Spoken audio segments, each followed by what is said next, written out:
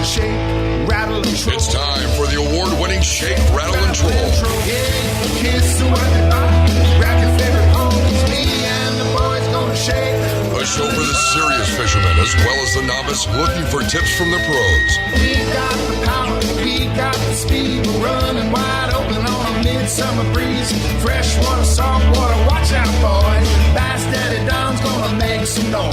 It's me and the boys gonna shake, rattle, and Now, here's your host, saltwater fisherman, the man that fears no fish, Bass Daddy and Tournament Pro, Don McDowell.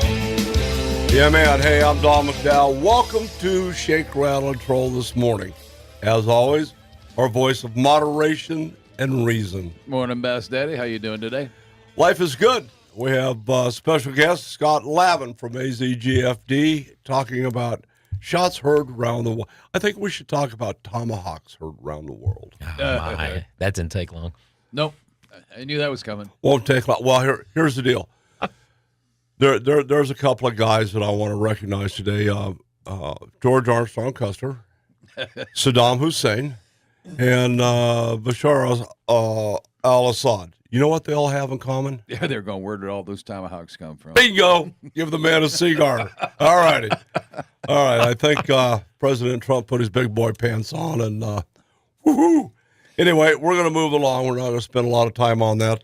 We've got Jim Unmacht, the executive director of the AZSFWC, on his way.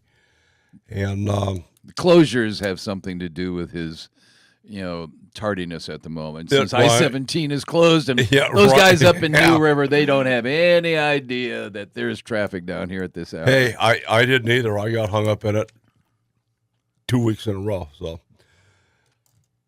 need to pay attention. Anyway, hey, we've got some breaking news off the left coast. The yellowtail, JK, are being stupid. They are jumping in the boat. Really? Yeah, just a little heads up. We'll talk to Captain Bill on the good ship Malahini here in a little bit. San Diego dock totals, 11 boats went out on 12 trips, 312 anglers, 202 yellowtail, a whole bunch of rockfish, 17 bluefin were reported on that, and we've got a little bit of a conflicting report on that, but it's all in our favor. Old Glory was out a day and a half trip. They had 26 anglers, 27 yellowtail, and 23 bluefin. So they're here. They're coming. Book your trips. Check your brakes, your drag, grease your reels. Yeah, grease wipe your reels. the rod down, and it's time to go. All righty. We've had a lot of activity with the department. We had a commission meeting. You can fill us in with Mr. Unmacht. But going right straight to Scott, I want to thank you for coming down. I know you've been really busy with the Outdoor Expo. What a success that was. But more importantly, the shot heard around the world. You've put in year and a half work on that. Where are we today? When's it coming up? And can I go shoot bullets? Boy, I hope you do. We want to see you bright and early. So the day is April 19th. For those of you who don't know, it's the anniversary of the first shot of the American Revolution, commonly referred to as the shot heard around the world. And we've been and Don, I can't thank you enough. You guys gave us our first real press attention, and we just crossed into 100 partners nationwide. So wow. I think we're getting to be kind of official now. The NRA got on board and co-branded us with an NRA Range Day on that day, and the emails are coming in so fast that I cannot tell you as we sit here exactly how many states will have a range observing it. We're in total reaction mode now with all the emails coming in. It's fun. It's a lot of work, but I know that Ben Avery shooting facility here in Phoenix is going to have a pretty significant event. They're going to be open 7 to 4 on April 19th, which is a Wednesday. But that's when history happens. So they're going to have an indoor facility for vendors so that you can come to the range, you can recreate, take that shot in observance. And then the whole reason we wanted to do this was to introduce the public to the very social aspect of recreational shooting. So not only do we want you to go to the range near you. Hold on. Moderation and reason. the social aspects of shooting. Nice. I love it. I absolutely love it. Welcome to Arizona. I love it. Well, and even when I sold firearms, I had no idea about the social community and how fun this is. I mean, I was a firearm owner for 15 years, just going to the range by myself, being lonely. I had no idea how fun if you get involved. Yeah, with a bunch of guys doing the same thing. Yeah, guys and girls. I tell you what, one of our best partners nationwide has been the Well Armed Woman Group. Those ladies are coming on strong. They're serious. They take their firearm safety seriously, and they take their fun seriously. Kind of like it's WOG. Is that what it's called? Well Armed Woman. Yeah. Wow. All right. The problem with that is their nervous systems don't work well. There's no mercy. There's no sympathy. They will shoot you 9 times. Stay calm. Reload. Return fire. And you better be careful at certain times of the month. I want to welcome the executive director. Yeah, it looks like Harley Jimmy is in the house. The telegraph lines got cut and the smoke signals didn't work. Boy, I'm telling you, I got wrapped up in it too. Crazy. And after that last dialogue, I don't know if I should have come in here. Oh, absolutely. Thank you for the welcome. Thank you. Yeah, you did a fine job yesterday. Back to you, Scott. I'm lost. Where are we? Actually, it's going to be fun on the 19th. I am looking forward to being out there. We sat here and talked about this so long ago as a concept, and it's become a reality only due to your hard work and a lot of effort put into it, but also that people are gravitating to the concept and to the idea, which I think is awesome. We put together a national advisory panel. We've got some pretty heavy hitters giving us a lot of their free advice and true industry leaders. And I was having a conversation with one of them a couple weeks ago when the emails really started to flow in from the NRA announcement. And I was kind of having a freak out moment. I'm thinking, God, this because last year, we did this with 3 ranges in 2 states. And I thought, all right, let's trademark this. Maybe wouldn't it be cute if we got a few people on board? And now, we've got 100 partners and all. And he's like, yeah, God darn you. People are doing what you asked them to do. How many states now? So technically, we've got some organizations like Pheasants Forever, National Muzzle Loading Rifle Association, GearFire.com that have a presence in all 50 states. Now, as far as ranges in physical states that are actively saying, yes, we're going to be there, they've received our packet and they've given us their link to put on the website. Right now, I think we're in the ballpark of 15. But like I say, I've got to go home after this show, and I've got like 50 emails to answer. And the thing is, it's a little bit of a dance. You got to make sure you're talking to the key decision maker. You got to send them what you're about, make sure that they really understand what they're getting into, and then they got to send you a link and a logo. And there's about 3 or 4 emails or phone calls that go into actually securing that collaboration and getting them on the website and trying to get content from them to put on the Facebook page. Because we also have a year-round platform. You can go to www.shotheardroundtheworldday.com or the Facebook page or the Twitter page or the YouTube channel and learn about different forms of recreational shooting. We've been doing so much work this year getting this thing off the ground that we've had very little opportunity to actually get out and show, this is clay busting, this is cowboy action shooting. We were at Winter Range. I finally got to do cowboy fast draw, which has been a dream of mine. So it's been a lot of fun to get out and show the public. With you, it's called cowboy slow draw. Yeah, they kind of told me I'd die at the OK Corral. So, but I still had fun.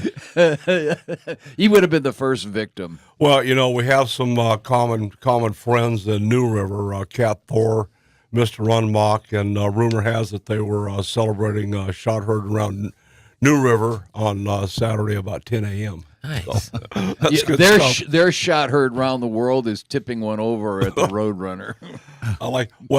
We're thinking about maybe buying some property, moving to New River, and the big question I had yesterday for Mr. Thor was how much is the annual militia renewal fee?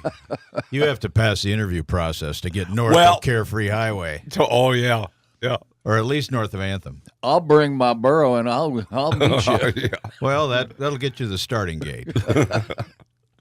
I love it. Oh no, I love it.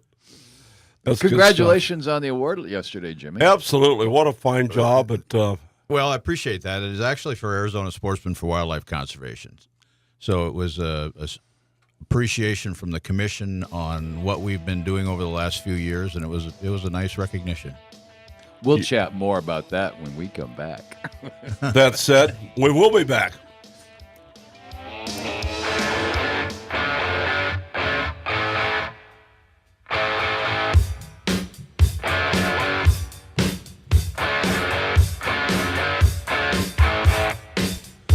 All righty, we're back visiting with the executive director himself, Mr. Unmacht, Scott Lavin.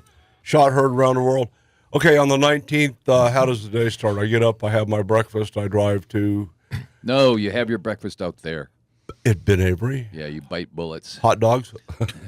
So donuts and bullets, boys. Oh, nice. So it really is up to the range nearest you. Now we're all pretty familiar with Ben Avery. So Ben Avery is going to be using the small bore range for observing the shot heard around the world day, and then they're going to have the main range still open for regular customer traffic. Right now, the way it's looking is the range opens at 7 a.m., but vendors will be setting up before then. 7 a.m., we're going to have an honor guard do a raising of the colors in the parking lot. There's a flagpole out in front of the activity center, which is just left of the small bore range. Obviously, we'll celebrate the national anthem. Probably have a VIP, maybe a director of oils of the Arizona Game and Fish Department, say a few words. And then be on the range, because as we know, history tells us the first shot was fired roughly around 7:30 a.m. So you'll get online, and we'll just, at 7:30, we'll all take that shot. And then from that then on, the range is pretty much just a typical day of business. If you want to use that range to recreate and celebrate the shot heard around the world day, maybe you're coming in on your lunch hour, or maybe you're taking the day off like me to just have fun and enjoy that social aspect. Nice. But the range is the event at Ben Avery is open 7 to 4. But we've told our partners all across the country, it's your property, you're the business owner, you do what fits your business well. You may only have 2 organizations in your lobby because you have a smaller property, or you may just have posters out there because you're an unstaffed agency range somewhere on the landscape that's a pioneer range that it's self-serve. Whatever that experience is. We want you to participate. Some of the more sophisticated ranges, like Ben Avery, are inviting partner organizations to set up booths. So we're going to have social organizations, hunt groups, manufacturers. I know Frank DeSoma has been one of the major boots in my butt getting this thing going and challenging me to be better. And he's, if you know Frank, he's not shy. He's an unashamed patriot. So I know he's going to have the POF team out there and a few other manufacturers. And, Arizona's blessed. We have really a lot of firearm and ammunition manufacturers. Will there be an opportunity to shoot new weapons from the manufacturers? Right now, that's not looking like that. This is an inaugural event. I know that some of the indoor ranges are going to be facilitating that. If you want to fire different types of firearms, like Scottsdale Gun Club is participating, and there's a few other indoor ranges across the country. Most indoor ranges have a loaner program, and they can more easily facilitate that. I think that moving forward, we're going to see a lot of sophistication evolve very rapidly, because we've got, in my opinion, all the right people on board to make this thing blow up for 2018. So, but this year, I think it's going to kind of be bring your own. And Jimmy, what's your question? I have a question. I'm wondering where Don is going to be able to take his old Abrams tank and fire at a 10-foot clay pigeon. Will he have to go down? James. Will he have to go down to the Clay Target Center to do that?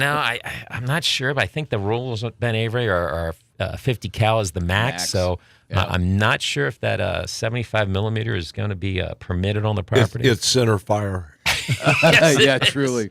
Okay. Fires through the center of anything. We might have a spot in New River you could do that. You know what? That is an interesting concept. Phone call can be made to Mr. Shavers to have Fury, the Avenging Angel, the M18 cracked out there. No. Stop it. It's $100 a round. I've seen me drop the hammer. Round. Yeah. You know what I would love to have would be, I have never shot one either, is to shoot a flintlock. Well, our first national partner was the National Muzzle Loading Rifle Association, and I'm not sure if they're going to have a table at the event. I know they've been invited. But we had the very first observance last year. We had a flintlock present. So I'm sure you're going to see plenty of those on the range. And my experience with those guys is they're more than happy to share.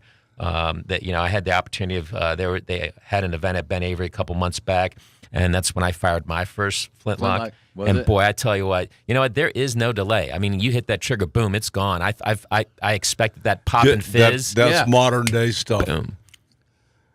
Really? No, I fired a Kentucky po' boy, which they think is probably one of the predominant types of flintlocks that was back. Hang on, isn't that some kind of a sandwich? Yeah, I po' boy. I always do that. But I didn't know if it was Quiznos or Subway. Nice. Quiznos, you gotta love Quiznos. And you can get it toasted. We don't have any of those in New River. Well, there you go. Do you have a Starbucks? Oh God, no. Good. No. No, we have a Roadrunner. Yeah, the Roadrunner is my cool. kind of place. Shot her around the Roadrunner Saturday night. Live. All right, so actually, I was not aware of that. So there's no delay anymore. Well, no, what I shot He'll be the was only guy out there with a mark. an authentic flintlock. I do not want to witness that. And my first shot literally surprised me because it was a very light trigger, and I mean, I literally, had my cheek to stock weld set, and a second I touched the trigger, it was just boom, and it almost scared me. And so then we tried it again. And, have no fear, my man. It was awesome. I'm a fan. Do you get a little cloud of smoke? Oh God, yeah. No, it was. I thought so. We've actually got a video of it, but we've been so busy we haven't been able to celebrate that event on the Shot Heard Around the World Day Facebook page. We have a YouTube channel with video channels. Like I said, we've done some cowboy shooting this year. We did a clip on prepping your rifle for hunting season because that's a recreational shooting sport. We've done some clay busting. So, as we get into this, we can't wait to get with some of the tactical groups that have come on board and talk about some of their programs. And really next year, now that we've done the heavy lifting and the world sees what Shot Heard Around the World Day is kind of meant to be, I think a lot of people, particularly some of the larger industry partners, have been kind of, let's just see what this looks like, then we'll see what. Wow. Yeah. But I think What a great concept. Again, my hat's off to you. What a pile of work that was. Just don't put a ball into Johnny's musket. Come on. No. I point downrange. No. Really? They know I'm the world's Jimmy, he'll worst stuff shot. it with a broadhead. Broadheads I'm fine with. It's lead that I worry Look, about. this is a fine opportunity for you. I happen to know, James and I know, you have a number of high-quality weapons that have never been fired. it's like having a Ferrari and keeping it in the garage. Well, that'd be a good day to go out there Or and a shoot Prius. 22 250. They were meant to be driven into the ground. No. Those are luxury mobiles in the year 2050. Only if they have camouflage seat covers. I have camels. Wow. Are you going to have food vendors? All that kind of stuff? Taco trucks? So Ben Avery Shooting Facility is running this. I know that they have a food vendor on site traditionally. I'm sure That's the hot dog guy.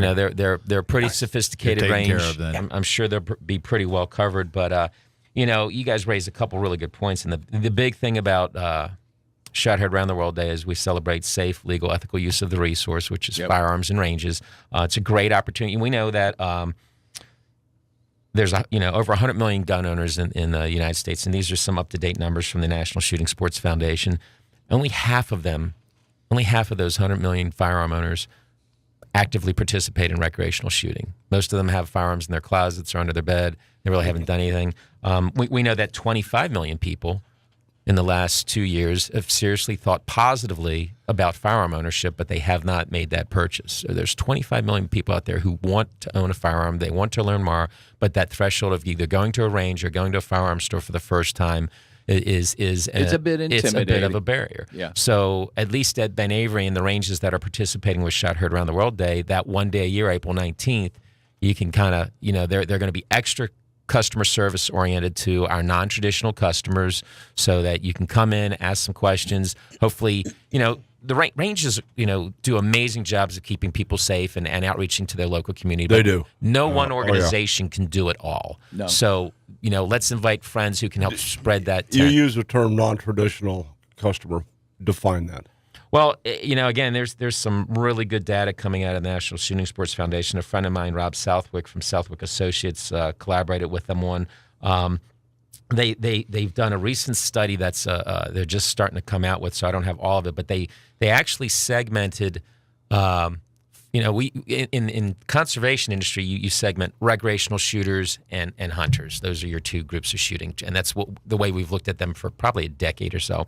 But now that they've really kind of segmented the firearms industry customer base based on their motivations and their needs, and they're really, you've got some people who are defense oriented, you've got some people who are collector oriented, you've got some people who just blinkers. Yeah, exactly. So and then you've got like the very avid competitive recreational shooters. So there's all these. Wow. He's a blinker. I have been known to blink upon a time or two. Yes.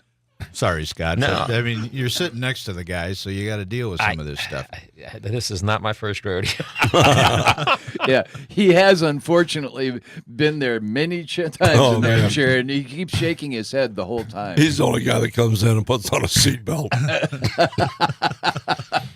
So, but I mean, seriously, only 9% of the audience is actually an aspiring hunter when you talk about the shooter community. Well, as you go through that, you can see many facets. A lot of tactical shooters. Oh God, yeah. I'd say 75% of the current shooting community is a target shooter versus a hunter.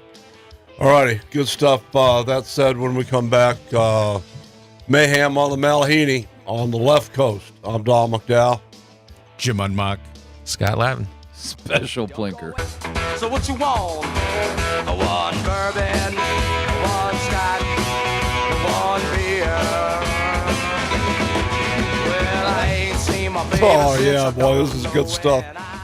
Reminds me of Panama Red, but anyway, that's the story for I Steamboat prefer Spring. Okay, listen. Captain Bill is at large.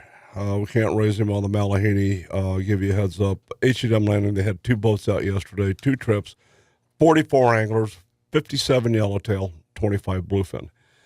And I think part of the executive director for the sea should be to arrange some type of a tuna trip. I smell that in the trip. Yeah, that's in the offing. Right? Okay, A retreat. I'm thinking a board meeting. Oh, but board meetings usually, a couple hours. If you want a tuna trip, you're talking retreat. No, strategic planning, Jimmy. We're having a strategic planning meeting on board the Malahini. Cheeseburgers and beers. Guerrilla tuna fishing? Yes, absolutely. Versus Commando. Stop it. Okay. I want to thank you for making the trip all the way from downtown New River. Quite a task today, but It's no further than I come every week. Yeah, but you have light rail. We don't have any rail. I don't have light rail. I have Priusville. Your highway wasn't closed either. You were honored yesterday in a fashion, albeit for the Arizona Sportsman for Wildlife Conservation. You put in 5 years as the president. You just recently got voted in as the executive director that we haven't had. And we're looking at good things coming out of the ED office. Does that include the retreat? Yes. Absolutely. Actually, I was thinking how full circle you've come in 10 years. Uh-oh. Yeah? Yeah, within the department or commission's vision. Scott, you and I might want to step out for this. Keep my mouth shut. Well, actually, it's only about 5 years. No, 10 years. You went from hero to goat to hero. Okay, yeah. Yeah, that's the full circle. Yep. One cognition I did have, your ponytail looks bigger on TV. Whips around when you turn your head. You got that flailing look with the hair going. If it wasn't for the telegraph wires being cut this morning, I was going to use the excuse I had a bad hair day. Oh. But I didn't have to go there. Okay. You're a good man. Well, we have the president of the sea here, and the executive director. So what do you have in vision for the balance of 2017? I think Jimmy and I have both talked about it, and that is that there are a number of companies within Arizona who are involved in the hunting industry, if you will, hunting, shooting, whatever.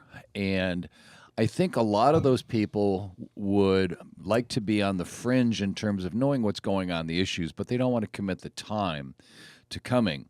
And we both talked about it in the last week that membership, associate membership for $200 for a lot of these people who benefit from the industry would be a good dollar figure for them to kick into the sea.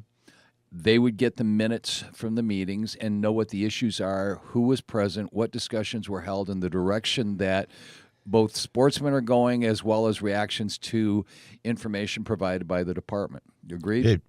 Very much so. We have an untapped resource in that regard. We represent probably over 10,000 members affiliated with our member organizations. And hopefully in the next couple of months, we're going to hit 40 member groups. Right now we're at 33 with at least one more coming on in April. We have 5 affiliate groups. But if you look at the outdoor industry in Arizona, across the entire state, there are a lot of businesses and entities and people that utilize and are pro outdoors, pro sportsmen, retailers. I mean, you just go down the line. Oh, sure. And they ought to be on board. And so one of the things John and I talked about was, at least initially, we ought to have at least 40. If we have 40 member groups, ought to have 40 affiliate member groups. Absolutely. There you go. I mean, you look at all the outfitters, all the guide services, all the sporting goods facilities, all the gun manufacturers, the ammunition manufacturers, people, I mean, even like Ross Outdoors, they rent out sports equipment for the hunting community. All of those people, should know the issues, and what better way than to have a monthly newsletter that comes to them and tells them the minutes of the biggest board meeting that involves all sportsmen in Arizona, and contribute back to that sourcing. Well, the other side of it is, too, that they have access through our listserv and through our website and the network, advertising. Yeah. And if their name's on all of those pieces, I mean, that's got to benefit them in the long run. Well, I commend Commissioner Chairman Madden for doing a fine job in recognizing all the nuances of the award, and one of those is the email blast that goes out. There's somewhere between 20 and 25,000 that go out to interested parties, let's say. Yep, that's correct. So we do have a reach. We want to expand that reach. We can have a greater voice and greater impact when we have more entities involved and on board and participating. And sportsmen for a long time would just rather sit on the sidelines and maybe draw a tag. They can't do that anymore. No. It's not quite as easy. And they need to be involved to help protect their passion. And in the future, we're facing folks that want to take away our passion. Well, we've had some discussion, mostly me talking to myself. When you look at 10,000 members, you're actually talking about 10,000 households. So if you go with average people per household in the United States, that's 2.54. So times that by 10 grand, you're reaching a lot of people. Yep. I heard he had Bill on the line. We have Captain Bill. Captain Layback. Captain Bill. What's happening? What's going on, guys? Well, we were talking smack about you, sitting on the couch watching Lavin to me. We're drinking your Kool-Aid this morning, so. Good morning. How you guys doing today? Just fine, Captain Layback. Yeah, it's all good. So how stupid's the yellowtail fishing on the Malahini? How's it getting? It's been okay, but the past couple of days, we last Tuesday we got out with 51 people. We wound up with 205 yellowtail. Wednesday we got out with 44. We wound up with 135 on the yellowtail. Thursday I think we had 35 yellowtail and a bluefin tuna. Nice. Friday, we had 4 bluefin tuna and 35 yellowtail, and yesterday we wound up with 57 yellowtail. Wow. Fishing's been steady. Fishing's been steady. That bluefin is starting to show its face a little bit for us 3/4 day guys, and we're getting a whack at them. They're, our landing to hook ratio sucks. Okay, hook ratio. Yeah, that's a formula that says 3 for 1, 2 for 1. What? I think we went 4 for 12 on Saturday, or 12 for 4. We had 12 hookups, got 4 fish. You tracking on that? Yeah, 1 out of 3. I can do the math. Thank you, Dr. Don. Mr. Math Wizard. Are you tracking on that? Yeah, I'm tracking on that. I wasn't going to say anything. I don't do math in public. Do not put a ball listen, into his mustache. Don doesn't do it in private. I'm really glad we got you because, as you know, KJ is president of the conservation group. We have Jim Unmacht, 5-year past president, the new executive director. And he's been tasked with putting together a retreat aboard the Malahini. Okay, and when is this going to happen? Well, we're going to pressure him. We've got our annual or a regular monthly meeting coming up, and trust me, I'm going to blue slip that. And, yellow slip it, green blue slip slip, it. green slip. I smell June. We would love to have you guys. Our regular meeting is on a Tuesday, so we can just go from the meeting and drive all the way to San Diego and be there for dawn. Can we have night fishing, Captain Bill? Well, fishing is pretty good. Night fishing, night. No. no. Okay, we drink. No. I thought he said nice fish. I thought, my bad. No, night. Captain, I'm sorry to do this to you. Most of the time at night, the boats are traveling. The Malahini doesn't leave the dock till 5:30 in the morning. And she returns somewhere between 5 and 7 p.m., depending on how good or how bad the catching part of fishing is. Does she have a mind of her own?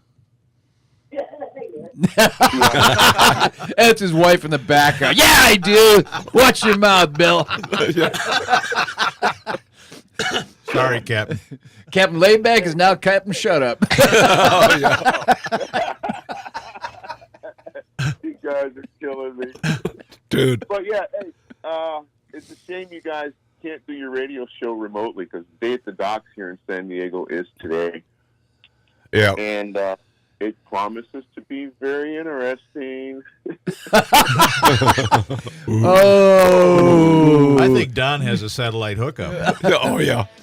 Oh, All right, hey, we're gonna wish you a great day today. Thanks for playing along. We'll be in touch about Wednesday, Bill.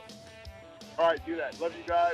I love you too, Bob. Mayhem on the Malahini, Captain Laid Back himself. Malahini Sport Fishing, HMLanding.com. I'm Don McDowell with these Mayhem in the studio. Wow.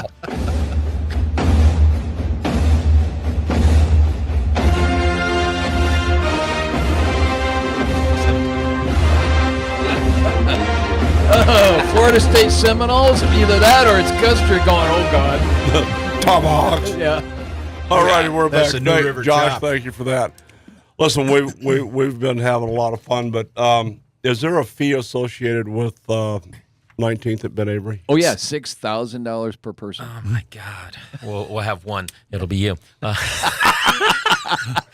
I'm paying for the whole day, folks. So it's really up to the range that's participating. Ben Avery's going to charge its normal fee, which on the center fire ranges, I believe, is something like $7 for all day. Oh, so yeah. as long as you have ammunition to shoot, you can homestead on that range all day. Nice. So yeah, it's not cost prohibitive. The vendor space is free to walk through. I think they're charging vendors $20 just for paperwork processing. So I mean, really, the whole thing was Shot Heard Around the World Day, and this thing is out of my wallet so far, and we're really not doing this to make money. We're doing this to create awareness. The shooting sports industry nationwide is the 7th largest industry in America. I mean, the number of What's jobs. gross generated dollars? Oh my God! I knew. See, you have to don't get into details. There's a whole lot there that he doesn't know. You talk about all the dollars that are involved in the shooting industry. That would take somebody who's a Bazillions. billions with the capital. Oh, yeah. So nationwide, the sales are $48 billion. That's close enough. That's just in sales. 866,000 jobs nationwide. 866,000 jobs. You talk about putting America to work. Seventh largest industry in America. Well, President Trump just did that for Rayathon down in Tucson. They're building more tomahawks. Yeah, there's no hiring freeze now, boys. Yep. I have a feeling that for the next week, all roads lead to a tomahawk. They do. I sent Rayathon an email suggesting that they put a tomahawk logo, because if you look at the Tomahawk cruise missile, there's no markings on it. I haven't seen one up close and personal. They don't. They need you could go over to an Air Force former base, and they need a tomahawk on it, or call it the Custer Cruise. Oh no! Come on. Now, the tomahawk I could understand. Is a commercial break coming? Yeah, just about. Want to go to breakfast? Knowing what I know about servicemen, you look back in those World War II flicks, they used to paint the bombs and stuff. Yeah, nose art. Some things never change. I'm pretty sure there is some informal messaging on those devices. Just my, 2 cents. You think? Yeah. Sorry, anybody who uses sarin gas needs to have a tomahawk planted up their backside. Well, I think this is just the beginning of a lot of stuff. Yesterday they launched what aircraft they had left to continue bombing the civilian population. I believe that's going to piss off President Trump. I wouldn't want to be the pilot. No. Mm-hmm. No. Anyway, moving beyond that, your event is at the Small Arms Range. Small bore. Yeah. Small bore. It is right next to the main range that you would go any other day to shoot center-fire firearms. What may be fired on that range? So what they're going to do is anything that is a long gun. Small bore. Now, anything, I don't understand the terminology either. So on that range, any long gun that is not fully auto can be fired at the small bore range. And then if you're going to shoot a handgun, and I'm sure Frank's going to bring a select firearm or two. If you're going to shoot full auto or a handgun, then you're going to recreate on the main range. So what we'll do is the small bore range will have all targets all set up. We have a commemorative target we've made. You can go online and print it off for free. You can sign your name, I participated, and hang it up. Is that a likeness to Norm Freeman? And it's just a bullseye, but close enough. Just public service announcement. The first person who emails us a picture of your used, autographed, framed target from Shot Heard Round the World Day is going to get a gift from the Shot Heard Round the World Day program. So you can go to the Shot Heard Round the World Day .com website. There's a contact tab, or you can just email us directly at shotheard1775@gmail.com. And the first person on April 19th that emails us a picture of a framed, used, and autographed, autographed by you, the recreator, hanging on the wall, we're going to send you a gift. I would prefer to have your autograph. I think you ought to make sure somebody authenticates any target Johnny allegedly signs. Jimmy, even at 25 yards, I can hit it. We're a first-year starter. Anyone who goes to the trouble of framing it and hanging it deserves the gift. Nice. That's true. I'm taking a frame with me to the range. I'm going to plunk it right down in her respect lap that. at 7:01. You can't have the glass broken by your one shot. That might be a nice touch. Oh. But if you don't put a ball in the musket, you won't break the glass. I'm going to shoot a 22, and I know I can do that. Honestly, that might be what I'm shooting. John, you've got a brand new 22-250. I don't want to do that just yet. Why? I don't know. I haven't figured that out. Don't look at me. I was lucky enough to participate in the Henry 1,000-man shoot several months ago, also at Ben Avery. There's really a lot of neat things that happen at Ben Avery Shooting Facility. So I have a commemorative Henry Silver Boy lever action. Unfortunately, it's a 22. Wow! But it's got what a fine weapon. The receiver has the 1,000-man shoot logo on it and everything. It's just a beautiful firearm. I was going to shoot my M4, but I might use, because it's probably the only other occasion I will use this commemorative Henry lever action. That would be meaningful. Yeah. Yeah. I don't know. The M4s were kind of fun. Do you have an M4? I do not. And you live in New River? I have others. He has other weapons. Yeah, I was cautioned yesterday by the security chief that New River is not a safe place to sneak around somebody's back porch. Oh, actually, true. You know what? I've seen people who have created traps, and he is never going to be known as Trapper Jimmy. Expand. Oh, there was a box trap that somebody created a long time ago and said, I have something here for you. Come out. Oh, Drive no. 70 miles. I have it covered with a blanket. Actually, the trap was effective. Yeah. There was no time frame on it. And no dating stamp, right? Okay. We're going to have to tighten this up. All right. Some uncomfortable business, as always. We're looking at the military and the LEOs, and we have 2 soldiers to talk about today. 2 LEOs to tell you about as well. And this is roll call for April 9th of 2017. The first soldier I want to tell you about is Sergeant First Class Robert R. Boniface. Died on the 19th of March, serving during Operation Freedom Sentinel. DOD identified 7th Special Forces Group soldier killed in a non-combat incident in Afghanistan. And we don't know exactly what that means. Not a lot of information coming out of DOD on those kinds of things. Anyway, he was 34 years old, died Sunday in the Longar Province. Incidents still under investigation. He was a Special Forces Medical Sergeant assigned to 1st Battalion, 7th Special Forces Group, which is based at Elgin Air Force Base in Florida. Okay. Staff Sergeant Austin Buren died March 28, 2017, serving during Operation Inherent Resolve. Austin Barron, 25, of Umatilla, Oregon, died in northern Syria in a non-combat related incident. While deployed in support of combat operations, he was assigned to the 21st Space Wing at Peterson Air Force Base, Colorado. We have a law enforcement officer, police officer Justin Turney from the Tecumseh Police Department, Oklahoma, March 27th, 2017. He was age 22. Officer Turney was shot and killed while pursuing a fleeing subject at approximately 11:30 p.m. Officer Turney was transported to a local hospital where he died from his wounds. He had served with the Tecumseh Police Department for 1 year. And finally, we have Assistant Chief Deputy Clinton Greenwood from Harris County Constable's Office in Texas. He died on Monday, April 3rd, 2017. Assistant Chief Deputy Clint Greenwood was shot and killed behind the agency's headquarters building in Baytown at approximately 7 a.m. It was believed he was shot from an ambush as he arrived to work. He was flown to the hospital where he succumbed to his wounds. The subject who shot him remains at large. Assistant Chief Deputy Greenwood had served in law enforcement for 30 years. He had previously served with the Harris County Sheriff's Office, Harris County Precinct 4 Constable's Office, and Harris County District Attorney's Office. He was a graduate of the 263rd session of the FBI National Academy.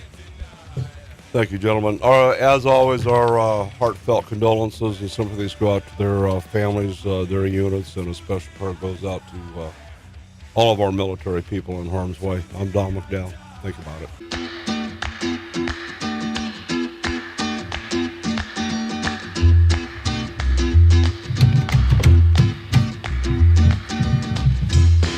All righty, we're back having way too much fun today. We've got the president of the Sea, Moderation and Reason, all by himself over here in the corner. Scott Lavin doing a great job with Shot Heard Round the World, and our new executive director for the Arizona Sportsmen for Wildlife Conservation Group, Mr. James Unmacht. Commonly called Mr. Ed. I've never called him that. I have. He remembers the Mr. Ed TV show from the early 60s. Hey, it's better than calling him the ED. Nice. Well, that can be solved. I mean, it's not a big deal. Little blue pill, Jimmy. Okay, we've got a lot of stuff going on. Shot heard around the world's coming up. Ben Avery, are you having anything out at any of the other ranges that we have? Usually. Joe Foss was an early adopter, so I know Joe Foss is doing something. I don't have a good line on the rest of the Arizona ranges yet. There's been a lot of turnover in the leadership in some of those ranges, so we're trying to get that down. I'm not sure if we'll have it locked down in time for this year at April 19th, since we're a couple weeks out. There are some states that really came on strong. All of the Department of Natural Resource ranges in Georgia are participating. What a stutter there. Let me tell you something. They have a ton of ranges. I was pissed. They have got ranges. They've got archery-only ranges participating. The Florida Conservation Agency is getting on board with their ranges. Indiana is getting on board with their ranges. So there's a lot of states that it's a tidal wave. They're all in. The archery ranges is participating. We've done a clip. This is not. They had bows and arrows, and There's a song called "The Night the Lights Went Out in Georgia." There's a reason for that. Jeez, here we go. We had an issue with we are inclusive of archery. A couple of years ago, I got a phone call that John was lost. They couldn't find him. We finally recovered him, and he was alive and well. You mean he was found finally? Yeah. Well, the problem was, there's a universal deal. If you're lost and you fire 3 shots in the air, but nobody could hear his arrows hitting. I'm just saying. Back to you, Scott. Yes, we are inclusive of archers. And so we do have some archery ranges participated. We did a clip on archery. We hope to do more. That's another sport that has really been growing over the years, year over year. I know that the industry is struggling on the financial end of it, but the participation level of archery is probably the highest it's ever been in recorded history. So archery is a really big deal in America right now. So that's another opportunity to get involved in shot heard around the world. I was out at Lookout Mountain yesterday, and we talked a little bit about that. There seems to be and you know this, a movement going back to traditional recurves. Yeah, which is pretty interesting. I shoot my dad's bear. Back to basics. Oh, do you really? Yeah, I've got an old. God, it's probably from the 50s. Bear recurve, 45-pound. Nice. Don't shoot it as well as I used to, but still good. Yeah, I definitely enjoy that. And there's some like Pheasants Forever has been one of our early partners that have given us a lot of help getting this off the ground. Howard Vincent, their president, is on the board for Shot Heard Around the World Day. And, they're talking about maybe, probably not in time for this year, but doing some form of a hunt in honor of Shot Heard Around the World Day. So, again, this is about social and recreation. Whatever you want to do to celebrate the freedoms we have in our country and being able to assemble and recreate in the outdoors, hopefully with some nexus of recreational shooting involved, that's what it's all about. So, again, we're not telling anybody this is how you've got to do it. You know your property, you know your organization. Celebrate how you see fit. I hear about this angling retreat you guys are putting together. Go out fishing on Shot Heard Around. Well, I hope. And I would challenge you feral hog hunts. Yeah. Feral horse hunts. I still haven't seen a picture of a feral hog killed in Arizona. I have not either. Really? I keep hearing from somebody that there's a lot of them around here, but I've not seen a photo. What are you doing Wednesday?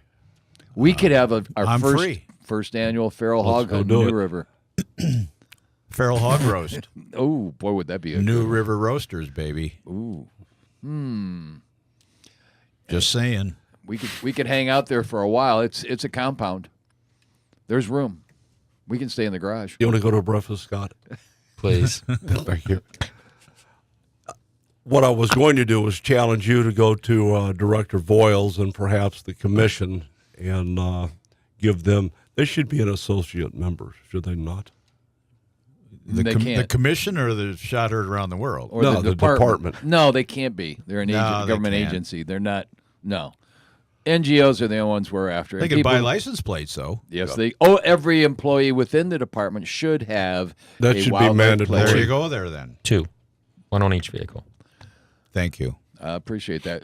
We've driven the back of the parking lot on occasions and taken account.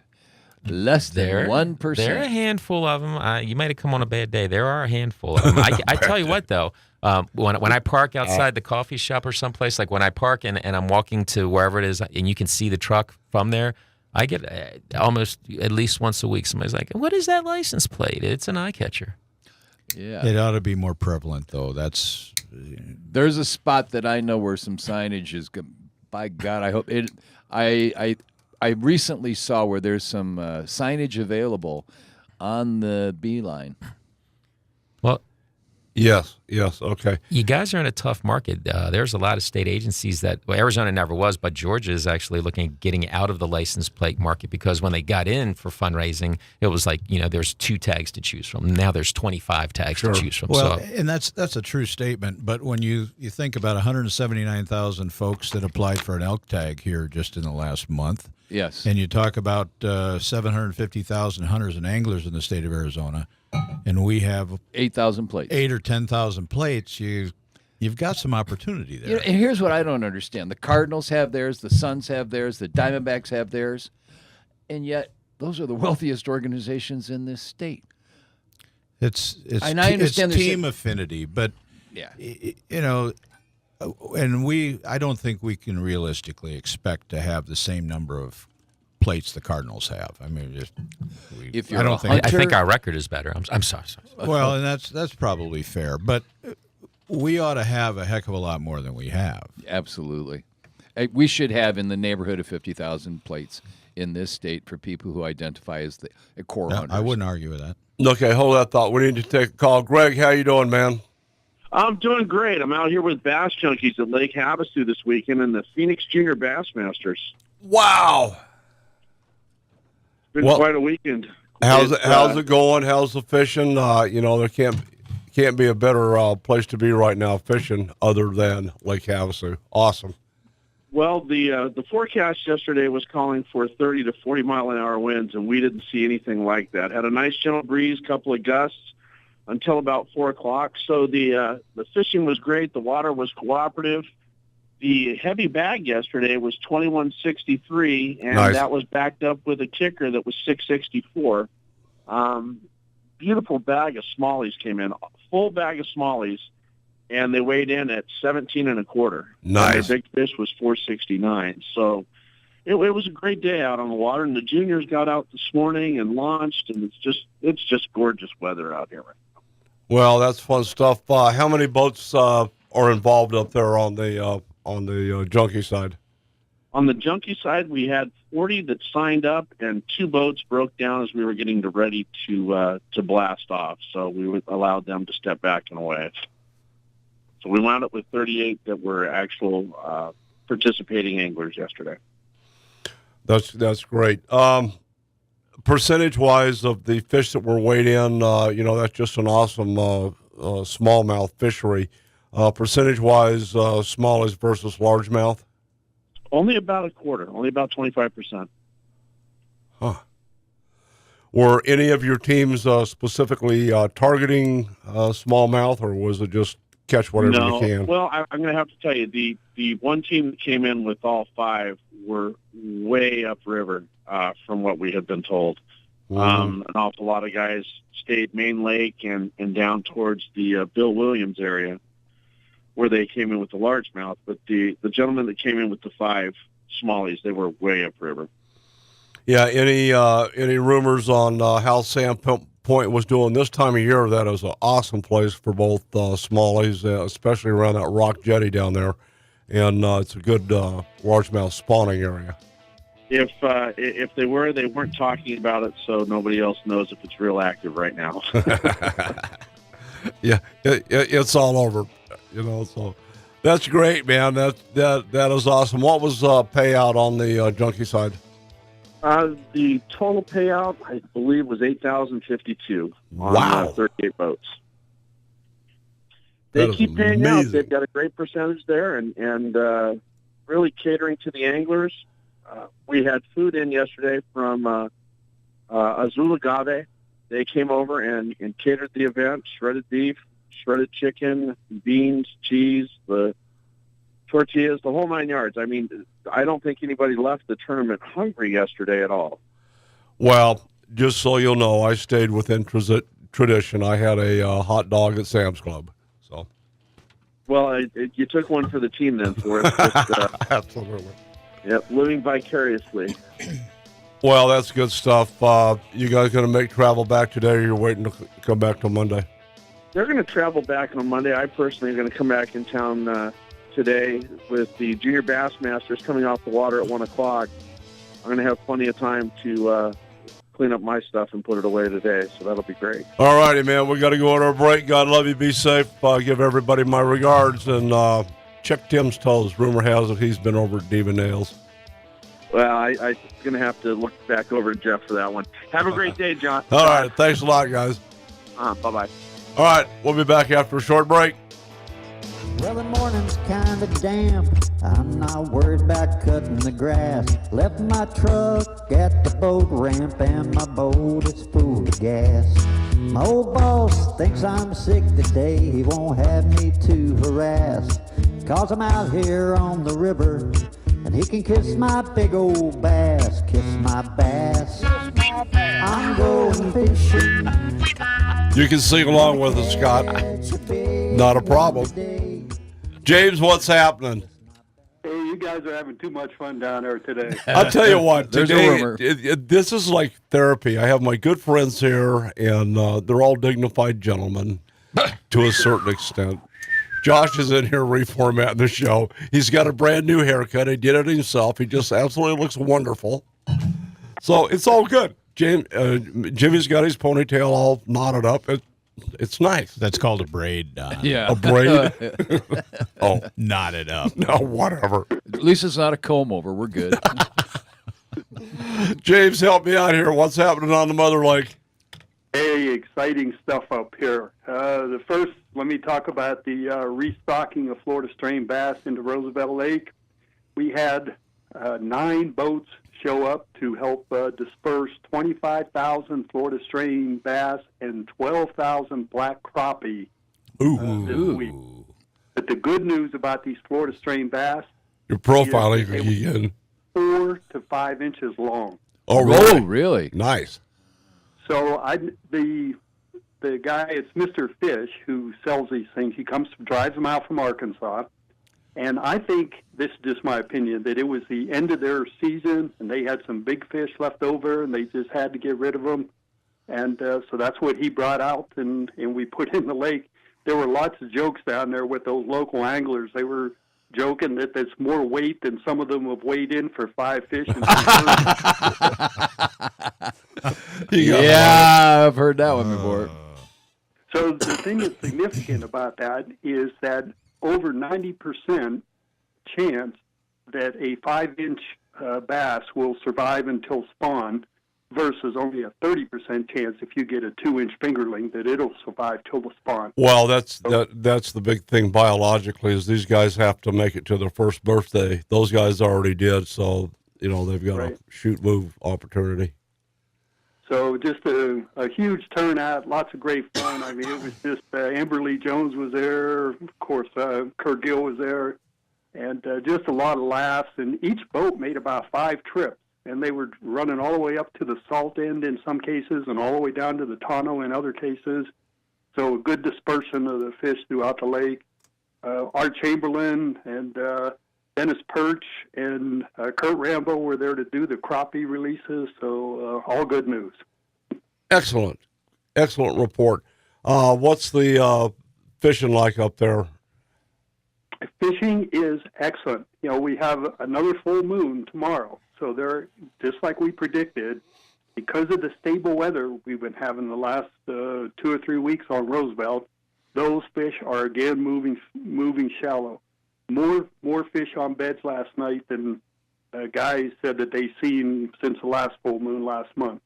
So they're definitely up there. There's going to be a lot of sight fishing going on. Fish are, there was a tournament down at Apache a couple weeks ago, and there was a report that the first place team caught all their fish on top water baits, Zora spooks and buzz baits. That's an indication that it's post-spawn fish that are really reactionary like that. There was another group who were casting deep diving crankbaits out into the middle of coves, which is an indication of pre-spawn bass that they go up to spawn. So really, we have all 3 phases going on right now. And it's a great time to be out there on the water. You can catch a lot of fish in a short time. Well, I think that leads to the credence that we've been having discussion with the department. I'm not going to name names, but it rhymes with Cantrell. That we have multiple spawns, and I think this is just proof positive right now. And in the fisheries, have you had an opportunity to fish Apache? No. We need to go do that. I was going to ask James how the power bait bite was going. Power bait. You need to ask JK that. Oh, okay. Sorry, James. I love power bait. I do have another question for it's James, the pretty though, colors. if I might. I can answer that, though. I can say this time of year, this is the time that the local fishermen say you can throw your car keys out there and catch a fish. Oh. So anything that you want to go fish with. Is there a hot dog vendor there? I hadn't thought about that one. Well, every segment so far this morning, Don's talked about hot dogs, and I just ran across a Vienna sausage in a can, and I'm thinking he ought to look into that because he can take it with him and he doesn't need a vendor. The Vienna sausages are one of the worst God's creations. Oh, what But is no, I happening? haven't fished Apache. Thank you. Okay, let's just move. Good for you. Okay, nice. Whew. Man, James. Okay, what about trout? Trout is, everybody is, thinking that the pools and the streams up on the rim, all the waters run off, and that's not true. A lot of those streams are still flowing hard coming down off the rim. Now, there's a lot of snow melt up there. It's all gone, I'll say, but it's still making its way down there. So don't be surprised if a lot of streams that you're used to fishing in the rim country are flowing harder than what they have been. That being said, the pools that are along there are just holding tons of trout. Most every pool that you walk up to, if you're cautious about it, you'll see fish in every one of them. So any type of fly that's going on this time of year will work great, and guys are catching limits in no time. It takes them longer to hike in than it does to catch a limit. Mm-hmm. Okay. So we've been talking with Scott about shot her around the world. Any opportunity for you to be down here on the 19th throwing a DD-22 on the small bore range? I don't know if I'm going to be able to make that, but it is an interesting conversation. I'm following it along on Game and Fish here. But, let me switch gears because there's another topic up here that I want to fill in, kind of couples with what we were talking about last week, Don. Mm-hmm. Probably a lot of people didn't hear about this, but this is the way things are going. The U.S. Fish and Wildlife held 2 Mexican gray wolf meetings this week. One was in Heber, one was in Young. And once again, the word is not getting out on this thing. I wasn't able to make it over, but I got firsthand reports from people that were there, and they both said that, these meetings are getting really, really confrontational now. Sherry Barrett, she was called to her face. She was called a liar. Whoa! And they were talking about the White Mountain Apache. They are still not part of the wolf program. They have pulled out of the Mexican gray wolf stocking program. And the staff that was assigned over there from both the U.S. Fish and Wildlife Service and the Game and Fish have been reassigned. So they are off the res. Interesting. Are the little doggies, though, still on the res? Yes. This week they're off the res, but next week you never know. I heard the numbers going down. Another comment that was made at this meeting, someone asked them about the 300 wolves that are sitting in pens and yes. What's the plan to release them? And the response was there is no plan to release any of those wolves. Yeah, they're naive wolves. They won't survive the right way without, the way they're, if they put them anywhere near a population, we got big trouble. That is not going to happen. So, lots of, here we go. We're writing letters to Secretary Zinke, and a lot of people are complaining And there's meetings that go on, like these Hebrew meetings and young meetings, and ranchers go up there and complain and walk out and yell and scream that nothing's being reported. But then you see a report come out from the U.S. Fish and Wildlife, and they're talking about, oh, what a great meeting they had over in Heber and Young, and everybody's on board, and it's all looking good. And none of that stuff is accurate. Okay, James, I'm going to hold you over if you have time. We've got to do a break. We'll be right back. I'd be happy to.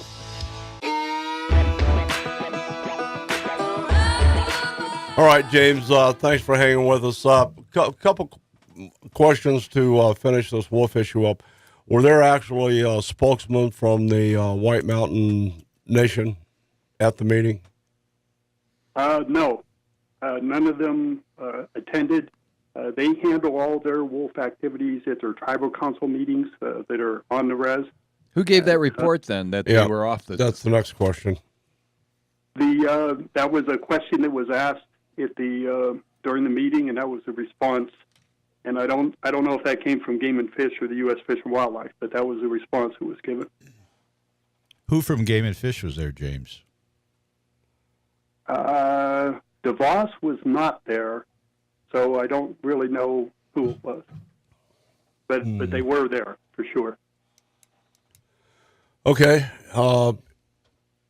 Anybody have a closing comment on that? Yeah, I mean, if it was held, one was held in Heber, one was held in Young. I'm pretty sure that I know the Young attitude, only because they have been going like gangbusters about the fact that there is not a suitable prey base for them in that area that other than cattle. You know, I mean, that was one of the things that was predominantly mentioned is that this isn't stocked with wildlife like some of the areas up on top are. Did you hear any more comments about that?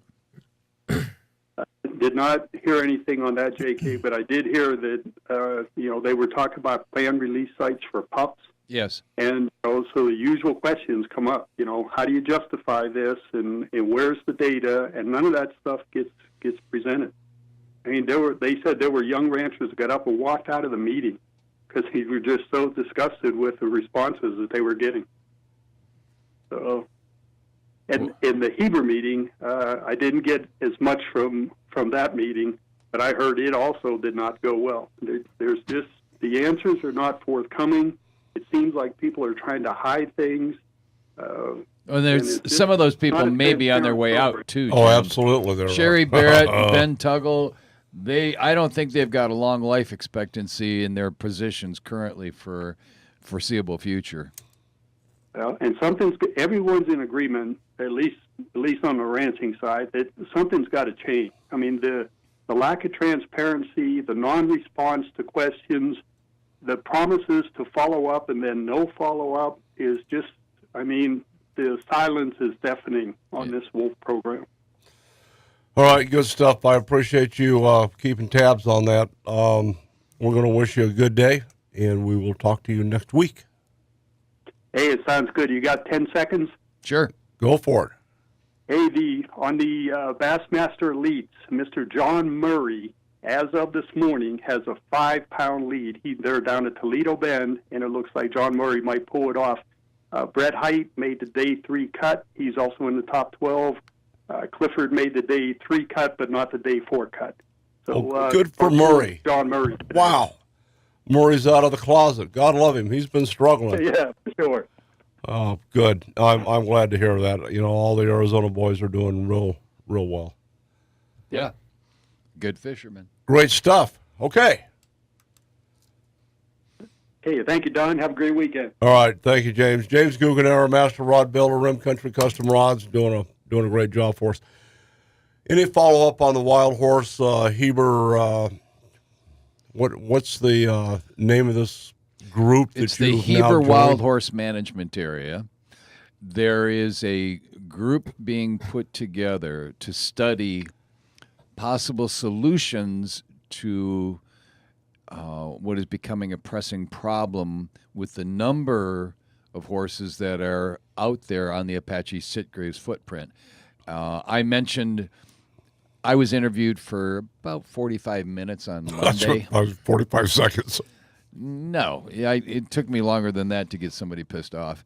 So, but it was about 45-minute interview, and I think, Mr. Unmacht, you've got an interview this Monday, correct? 45-second interview because you had horse in a can? Nice. Yeah, I'm scheduled for this coming week. And they're trying to find a out-of-the-box solution. Have they talked to Burger Bullets? No. But what I will tell you is that there are some concerns about they are looking at people's opinions, and they're going to have all spectrums. And those people who have a spectrum that says there should only be horses up there is going to be one of them. It's a wild horse management area. There should only be wild horses up here. No elk, no deer, no nothing else. Okay. How did ASU get involved in this? I'm really concerned about that. ASU didn't get involved. What happened was they're the mediator. No, Are they're they not. No. What's happened is there is the Fish and Wildlife Service is putting together a group of people. They have moderators. They are independent. I think they're Southwest something. I can't remember. Yeah, it's an independent moderator that's running it, but it's in conjunction with ASU, and they had ASU's involved, but they're not the lead moderator on it. I think they might be the sponsor of the study. And they had a one of their psychology grad students working on her doctorate who was part of the interview program. There were 3 ladies. And the very first question they asked me was, what does horse taste like? Oh, really? Yeah. Fortunately, they're not going to ask me that one. No. We want to know how we can share with like you. that. Then I may as well not be interviewed.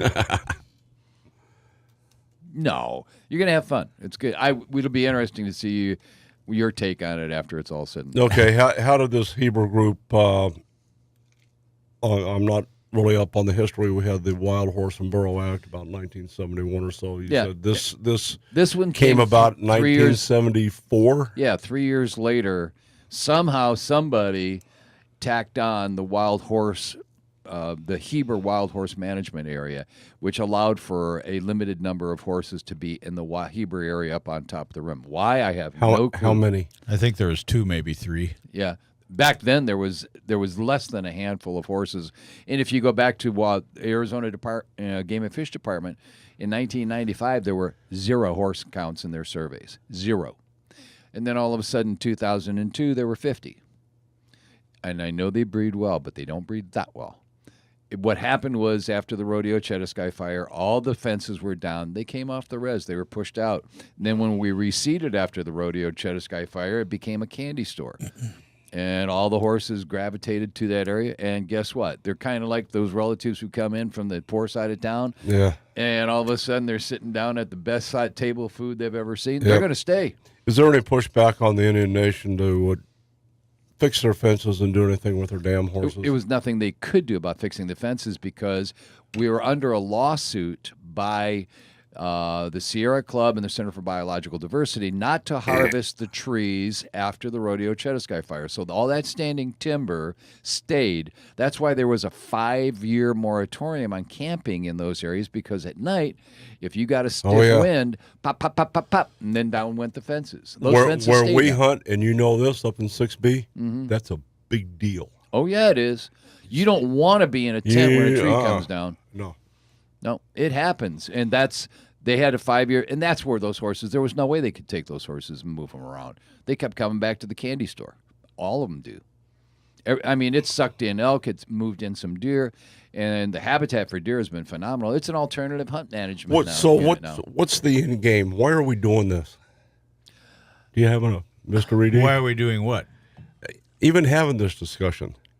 Well, I don't know why we're having this discussion. Well, the Fish and Wildlife Service is spending more money. I don't think this is being driven by the Fish and Wildlife Service.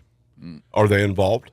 I don't know. No, this is being handled by the National Forest. This is the Apache Sitgreaves. That's their land. I think they're after a solution because they realize the habitat degradation going on from the horses is problematic.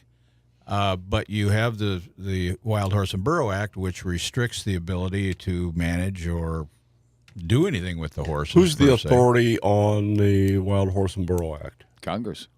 Well, besides Congress, is BLM involved? Yeah. Or it depends on the federal DOI? agency. It could where it's at. BLM, National Forest.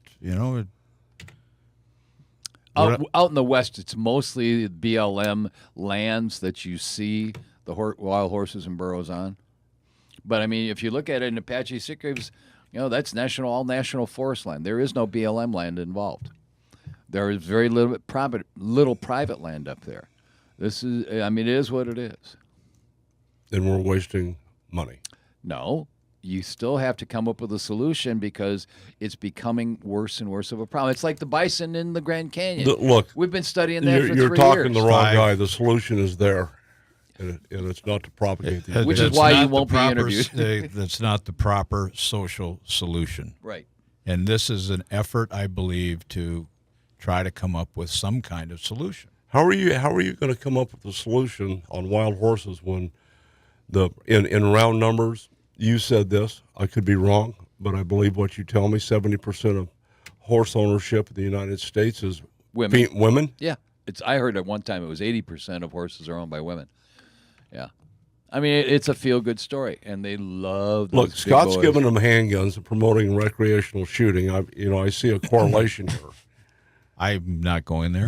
No, I think you're the only one in the room willing to tap dance on that rattlesnake. Well, it is what it is, and unfortunately, I've been tagged with a pragmatic view of the obvious. When there's not a solution, Jesse Jackson was correct.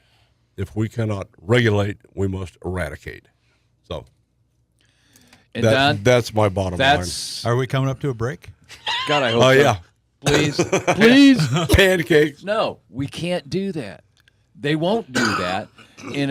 And one of the things that I talk to them about, and we have to think about this, is that if they're going to designate a huge portion of that Heber Wildlife Horse Management Area, they're going to have to fence off probably up to 5 square miles and put only horses in there. Half of them mares and half stallions, center divide them, and that's it. Okay, let's backtrack. We've got the western half of the United States, Arizona, Utah, Nevada's at the epicenter of all this stuff. We're not allowed to manage the failed BLM populations outside their HMAs, so we're still paying this bill, and you being the stallion medallion expert, how many bazillions of dollars are we paying to house Well, between the horse hotels and the Wild Horse and Burro Act budget each year is now at $80 million a year, and it's going to go up because the numbers are getting bigger. And they're crying they can't manage. Yeah. Well, I mean, and you take a horse out of the wild and you put him into the horse hotels across the Midwest, and like the movie said, their life expectancy goes from between 15 to 20 years. It goes up to above 30 years. So $40,000 for the life of a horse to put it up in a horse condo. Thank you. Per year. So, we're paying an awful lot of money, folks. I'm going to rest my case. I just think that's great food. We could be feeding all the poor across the United States. We could have stallion medallion stands instead of Burger King. Shouldn't the music be louder? We're going to go to a break. When we come up, we're going to wipe up the rear, get it cleaned up, and go to NASCAR. This is the end, beautiful friend. All righty, we're back. What do you mean? I didn't say anything. You're happy this is coming to a closure? Yes. Closure. Yeah. I've taken enough abuse. You've created my quite marksmanship ability has been called into question with a rifle. I think some land navigation skills were called into question. Okay, as well. Mr. Lavin, again, thank you for all of your hard work. I think what you're doing is very honorable. I think that could be a national tradition and certainly should be a national federal holiday. I think that should be a national holiday somewhere along the line.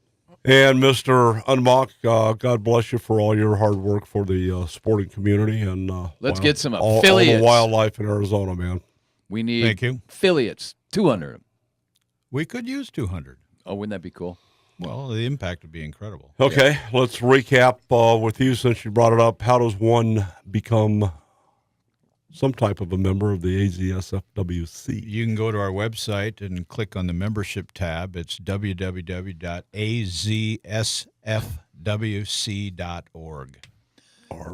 Can an average Joe become a member? Joe the plumber.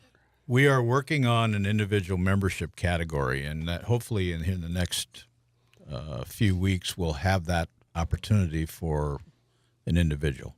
And then what are these affiliate memberships that we chatted about? The affiliate membership is an opportunity for a company, a business, to show their support of what we do and our mission, and help support us in a small financial way. Then they are able to tap into our e-news, our discussions, our Will alerts. they get minutes? They get minutes. And they can come to our meeting. The only thing they can't do is vote. Right.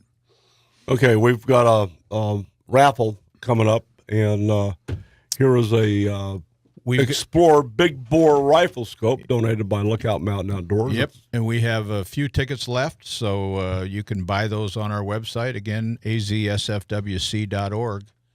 I keep buying tickets. Huh? Well, you've got a chance to buy a couple more, and then we can close it out and draw. Nice, all right. Good stuff. And we're going to put the Weatherby Creedmoor up next. Next up is the Sawarski spotting scope from the Elk Society. That was we've had that now a number of months, and we need to get that one up and going. What do those raffle tickets go for? I might have to. That'll be $10 a ticket. Okay. The Explore Big Bore scope are $5 tickets. See? And then it's going to be the Weatherby 6.5 Creedmoor is going to go for $10 a ticket. Well, my rifle already has a scope, but I don't have a spotting scope yet. There you go.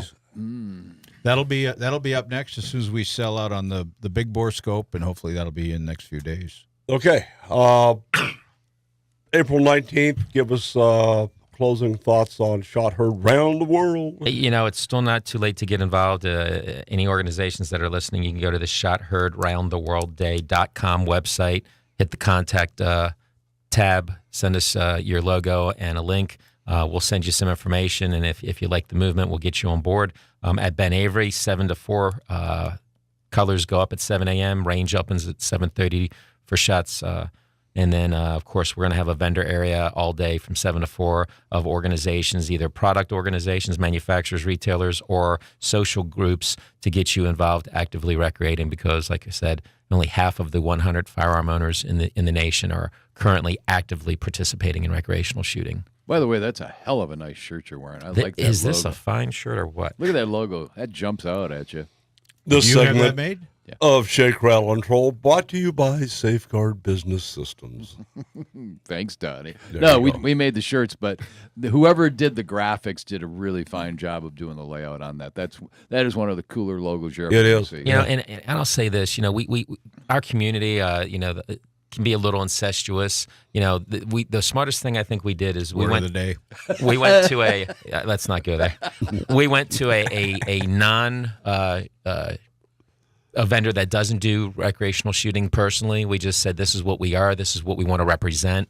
And they came out with a great logo. And sometimes it does pay to go outside of your comfort zone the box. and get that perspective because that's who we're trying to reach out to.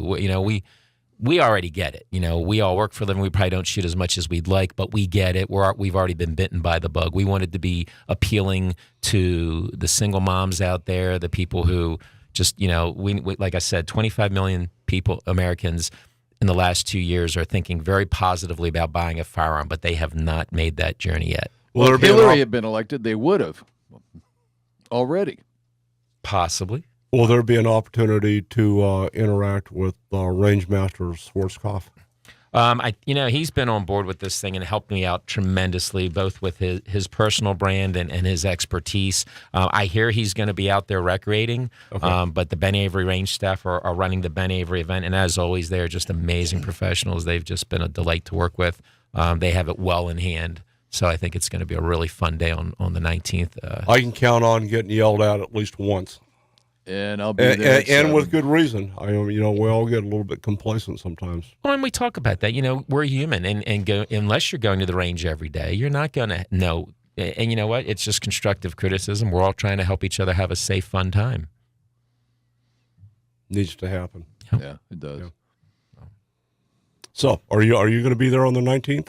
I'll check my calendar. I'll bring Vienna sausages. I'll come out with you Tuesday All night. right. That's deal closer. We can do Tuesday night at the Roadrunner and Wednesday morning at Shout Her Around the World. And Vienna sausages for No. Frank. Yeah. No, I will never. I have eat some that. plastic forks. Oh, good. It's probably what the Vienna sausages are made out Do of. you prefer those with mustard? Oh, no, just plain right out of a can. Ooh. No, Hardball. You both no disgusting. condiments. Room temperature. Exactly. You don't have to refrigerate until open. You who eat horse meat will not eat a Vienna sausage? No, horse meat was a prime delicacy. That was $15 a tin. Vienna sausage, you get 5 tins for $1. For the common man. I guess that pretty well slates us, doesn't it? Yeah, exactly. Well, yeah, you're the hot dog guru. I, on the other hand, have a more discriminating palate. Look, if it weren't for bass tournaments, Oscar Mayer would have been out of business a long time ago. You know what? I'm going to bring you the best hot dog in the world one of these days from Tony Pacos out of Toledo, Ohio. Really? It's a Hungarian hot dog, and I guarantee you have one, you'll never think of a hot dog the same I again. still have hermetically sealed my Oscar Mayer wiener whistle from when I made. And your Snoopy Go-Getter, too. I knew that. Jimmy, thanks for coming down. I apologize for the Thank you for the behavior apology. of the president of the Voice of moderation and reason. Oh, God, where did that go? Yeah, out the window today, boys. I didn't drink last night. That's the problem. It's a carryover effect. Scott, I hope everything goes super well on the 19th. I am planning on being out there at 6:30 to harass you. Excellent. We'll be there all day to be harassed. And I have a black hat that has the logo. Shout Heard Around the World. Right Really? there. nice. Yeah. Custom made by Johnny for Johnny. I did it. What happened to sharing? We are definitely, again, It's not a 4-letter word. first year startup grassroots program. We are just now getting into logo apparel. We're actually, when I leave today, we're going to shoot the video to advertise these fine T-shirts you made for us and let people know how to get them. Unfortunately, in time for April 19th. Whoa. He made the T-shirts and we don't have one, Jim's? Sharing. $20 a piece. Buying shows love. Buy one, $20 a pop, and I'll make all kinds of them for you. We will boys. have them at the range on April 19th in person, and facilities can order bulk quantities. If you're hurry, we might be able to get them out to you.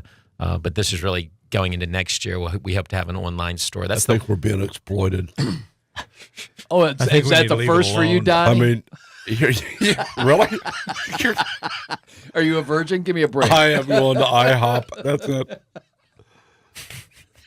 I have good news on the pancake front. Burger King has 3 pancakes, For 99 cents. 89 cents. 89. Yeah, but the van out here has Viennas.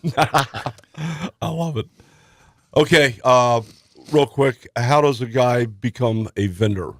I happen to know about 3 people that want to do that. So at Ben Avery, if you can't send us a contact on our contact list, we'll email you the directions. Ben Avery's handling all of that. It's their facility. Okay. Again, this is for every small range and business owner across the country to be able to take advantage and build their business off of. So Ben Avery, they're really $20. That's basically the paperwork fees of having a booth at the event. So we can put you in touch with the range master. Catherine Watson is handling this particular event. She's been amazing. But it's basically whichever range near you that you want to participate in. And then, of course, hopefully, we've already got you on the Shot Heard Around the World Day website as a resource from the state you're in. But again, going through our contact tab on the Shot Heard Around the World Day website, we'll get you a logo and a link up on the website, and then start shooting content about your facility on the Facebook platform. Excellent job. Thank you for all your hard work. One thing I did mention to the commission is that when they have a commission meeting out here at headquarters, they get the hot dog guy from Ben Avery and bring him to the department so we don't have to go out for lunch. There you go. Just not letting you know this hot dog. Back to hot dogs again. It's a lost opportunity.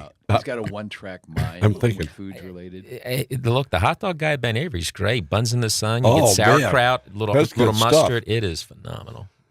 I'm not sure if it's a Hungarian quality hot dog, not. but it's not bad. Vienna's in the valley. I like it. Oh my I God! think we're onto something. I can order them online and I can have them here. They send them out freeze packed, and I'm gonna make up a bunch. I'm gonna bring them in. You here don't for have a to Sunday freeze pack a Vienna sausage. They're already in a can. Yeah, I know. Exactly. They've been there for 3 years. Yeah, the life expectancy on those, it says interminable. Exactly. I mean, That's why they're next to the Twinkies. his survival Pop-Tarts. food. Pop-Tarts do not have a shelf life. Cockroaches, Vienna sausages, and Twinkies. None All expired. right. We're going to get this thing wrapped up. And Big Mike, I'm coming for you. Look at bass boat. I'm not wearing the Danica Patrick shirt one Ever? more week. Yeah, you are. All right, hey. Take your kids fishing, hug your bass boat. I'm Don McDowell. Special K. Scott Lavin. Jim Unmacht. Indeed you are. Vienna's of the Valley. Roger that. Okay, we're done. See ya. He's gonna shake around.